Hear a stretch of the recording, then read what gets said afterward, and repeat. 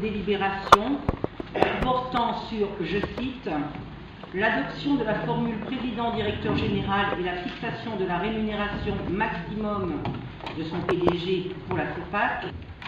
J'ai donc jugé utile, très rapidement, de revenir au fond des remarques qui ont été formulées et de vous proposer une autre délibération portant sur le même thème, ayant les mêmes conséquences, mais formulée de manière différente. J'ai également jugé utile d'expliquer publiquement ce qu'est une EPL, une SEM, et je sais qu'aucun élu, quel qu'il soit, ne s'enrichit sur le dos des contribuables.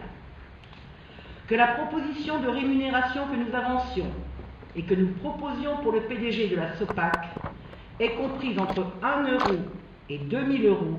Je continue, et la majorité avec moi, de souhaiter que Pascal Dupont-Estève, qui a les compétences reconnues dans le domaine d'action que souhaite investir la SEM, se porte candidat au poste de président-directeur général de la SOPAC. Donc, avant de passer à la délibération proprement dite, je vais demander si certains souhaitent prendre la parole. Nous sommes ici ce soir car la légalité l'a emporté. Oui, et nous nous en réjouissons. L'opposition vous a mis en garde publiquement en conseil et enjoint de renoncer à cette délibération. Vous n'avez pas entendu. Les Niortais se sont émus.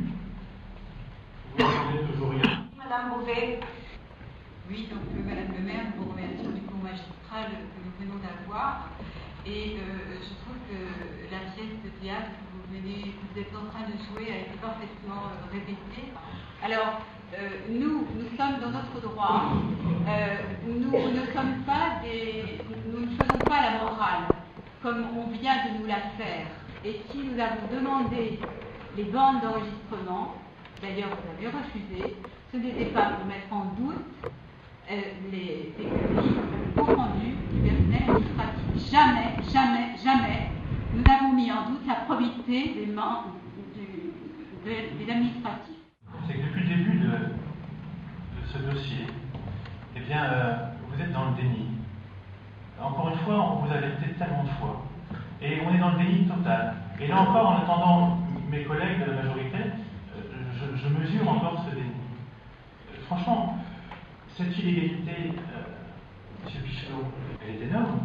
Et nous sommes restés sur un terrain strictement politique, mais je vous invite quand même à mesurer l'erreur que ça représente. Voilà, maintenant on est là ce soir pour récupérer cette erreur. On est là uniquement en raison de votre faute. Nous repassons cette délibération et nous allons peut-être tout à l'heure passer au vote. Il y a une faute de forme.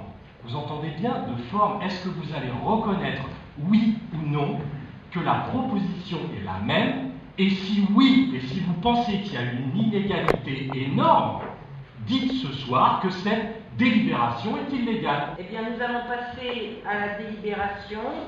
Je vous demande d'adopter la délibération que vous avez reçue. Qui s'oppose à cette délibération? Qui s'oppose à cette délibération? Merci. Qui s'abstient? Merci.